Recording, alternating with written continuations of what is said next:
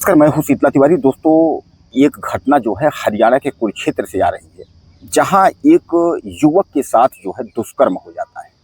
अभी तो आपने ये देखा था कि लड़कियों, महिलाओं के साथ जो है युवतियों के साथ दुष्कर्म होता है, लेकिन यहाँ जो है उल्टा है।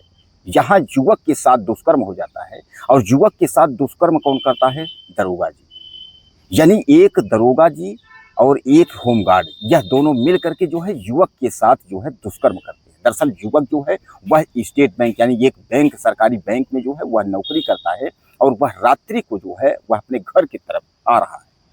हालांकि मैं आपको बता दूं कि वह कैंसर से पीड़ित भी है, उसके पैर में जो है कैंसर है और जिसमें यह कहा जा रहा है कि उसका जो है कीमोथेरेपी जो होता है वह उसको हुआ, जो है उसका ट्रीटमेंट चल रहा है, जिससे उसके बाल झड़ गए हैं और उसके शरीर के बाल यानी सर के और शरीर के बाल झड़ गए, इसलिए वह मुंह बांध करके जो है वह रात्रि में जो है वह आ रहा था।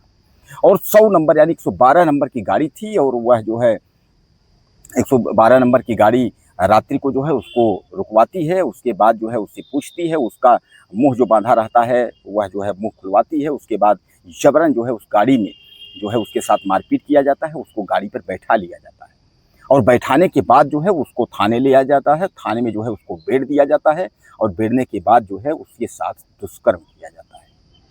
यानी अप्राकृतिक जो है यौन शोषण एक तरीके समझिएगा कि उसके साथ जो है होता है। अब उसके साथ जो है दरोगा जी और होमगार्ड, ये दोनों मिल करके जो है उसके साथ जो है संबंध बनाते हैं युवक के साथ।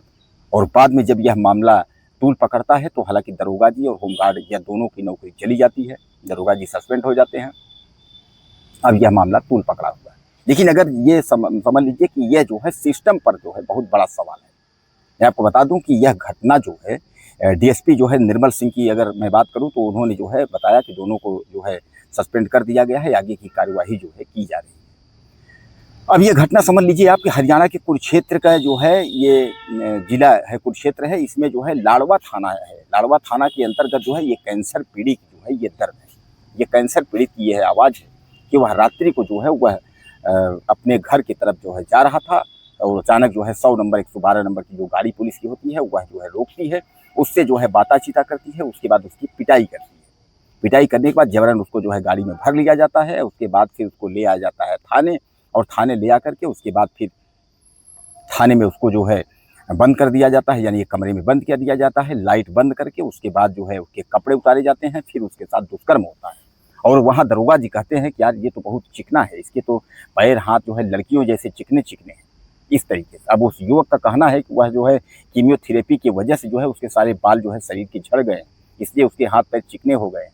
तो दरोगा जी इस पर कह रहे हैं कि बहुत चिकना चिकना है, तो लड़कियों जैसे चिकना है। कितने शर्म की बात है बताइए कि आखिर एक जो है एक दरोगा यानी एक बता रहा है कि एक जो है एएसआई यानी एक तरीके से जो है छोटा दरोगा, इस तरीके का दरोगा और होमगार्ड मिलकर किस तरीके की घटना को अंजाम दे रहे हैं।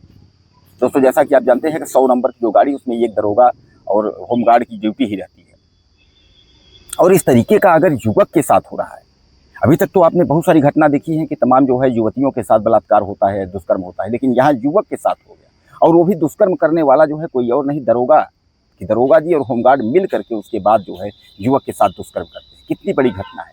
हालांकि इस घटने के बाद जो है अब बताया जा रहा है कि युवक की तबीयत जो है वह सीरियस हो जाती है, वह अस्पताल में भर्ती है। अब वो बता रहा है कि उसको काफ़ी ब्लडिंग यानी जो है ब्लडिंग काफ़ी हुई है, वो अस्पताल में उसका ट्रीटमेंट जो है चल रहे हैं, तमाम टाँके लगे हुए हैं, उसकी तबीयत जो है ज़्यादा खराब हो गई है। इस पर जो है वहाँ के जो डीएसपी निर्मल सिंह है, उस मामले को जब उनको संज्ञान में आया तो उन्होंने तुरंत जो है जाँच की और जाँच करने के बाद उन्होंने बताया कि दोनों को, होमगार्ड को, दरोगा को, दोनों को जो है सस्पेंड कर दिया गया है। मामले की जांच की जा रही है और जैसे ही अगर रिपोर्ट आता है तो आगे की जो है वह वैधानिक कार्यवाही आगे भी की जाएगी।